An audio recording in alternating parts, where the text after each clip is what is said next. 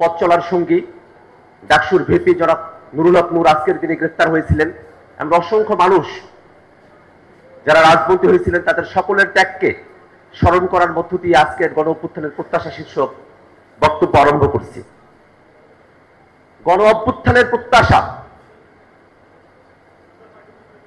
এর মাঝে নিহিত রয়েছে সেই শব্দবন্ধ যা আসলেই আমরা প্রত্যাশা করেছিলাম যে এটা গণ অভ্যুত্থানের প্রত্যাশা আকারে ইতিহাসের কাছে বিবৃত হবে না, এটা বিপ্লবের প্রত্যাশা আকারে ইতিহাসের কাছে বিবৃত হবে।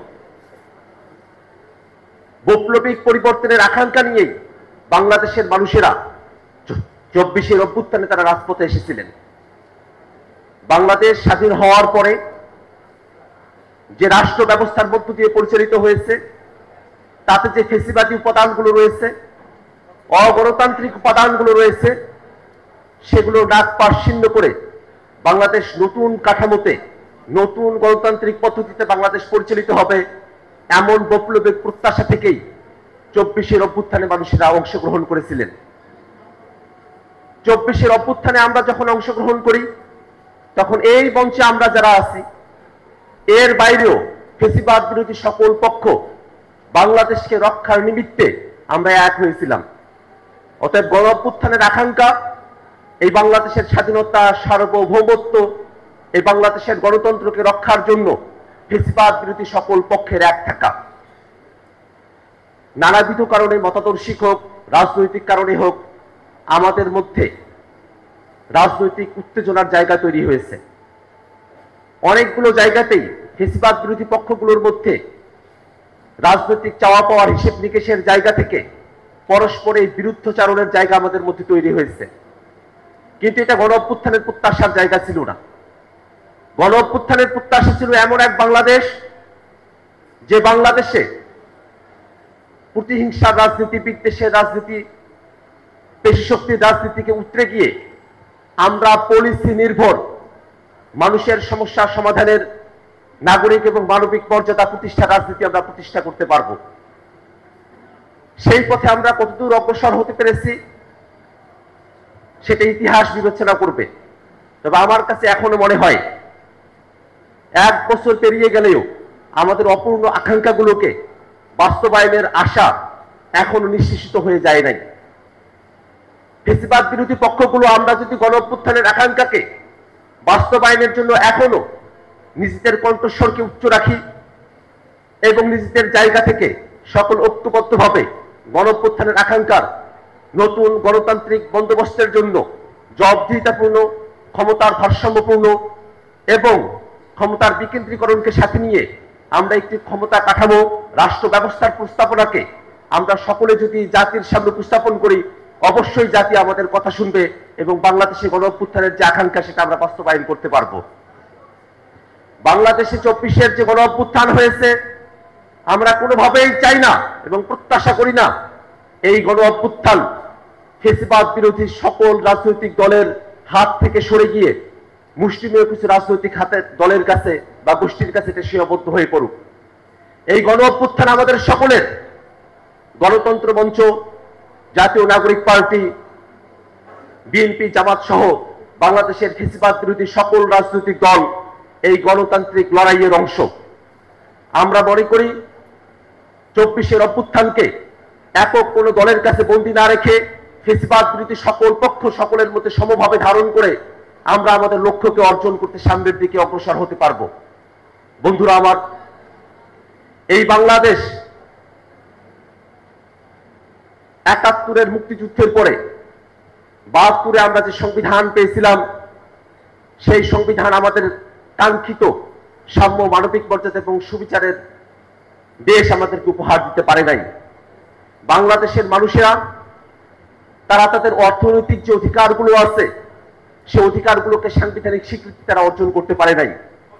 খাদ্য, বস্ত্র, বাসস্থান, শিক্ষা, চিকিৎসার কথা আমরা আমাদের প্রাথমিক পর্যায়ের শিক্ষা ব্যবস্থায় সেগুলোকে অধিকার হিসেবে আমরা দেখি, কিন্তু দুর্ভাগ্যের বিষয় আমাদের এই অর্থনৈতিক অধিকারগুলোকে সাংবিধানিক স্বীকৃতির পর্যায়ে আমরা নিয়ে আসতে পারি নাই।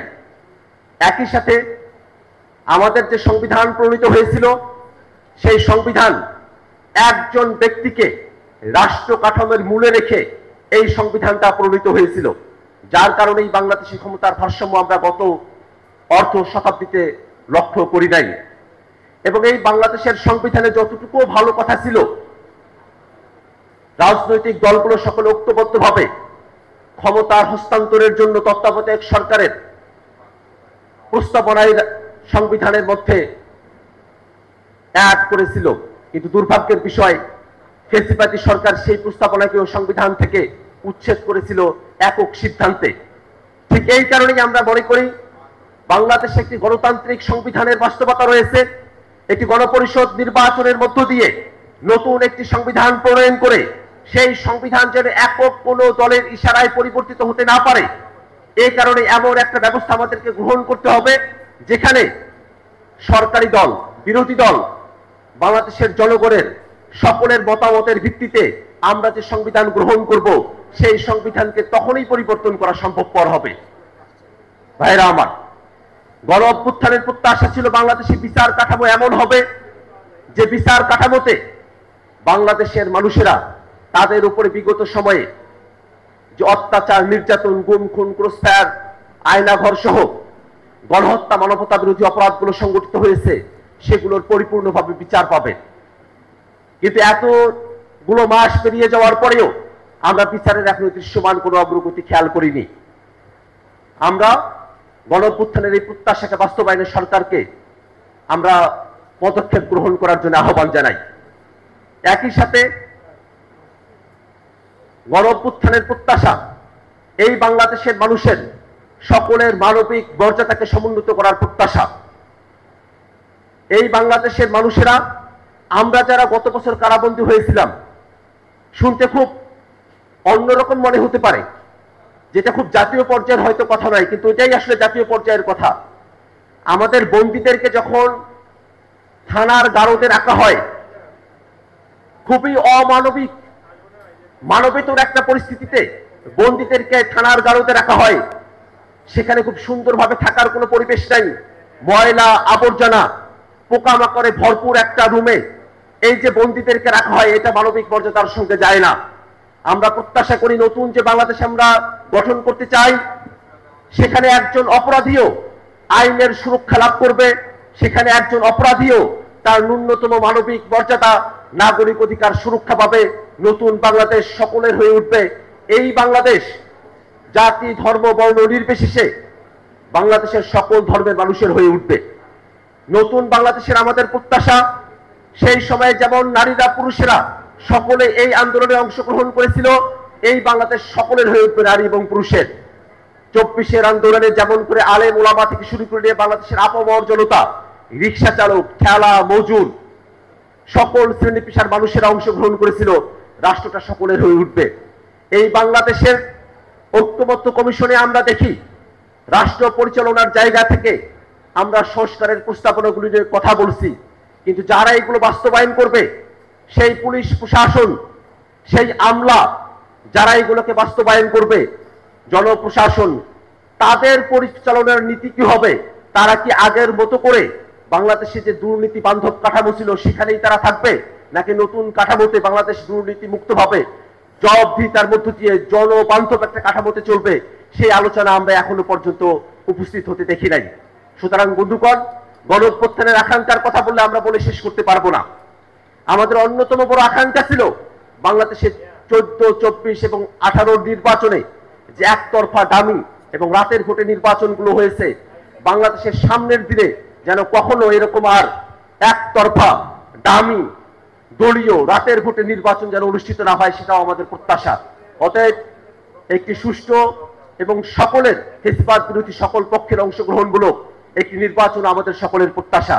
সেই নির্বাচনের জন্য মাঠ প্রশাসনের নিরপেক্ষতা নিশ্চিত করা, একই সাথে বাংলাদেশের সকল রাজনৈতিক দলগুলো তাদের বক্তব্যকে ধারণ করে নতুন রাজনৈতিক কাঠামোর মধ্য দিয়ে বাংলাদেশ পরিচালিত হবে, এই প্রত্যাশার কথা ব্যক্ত করে আমি আমার বক্তব্য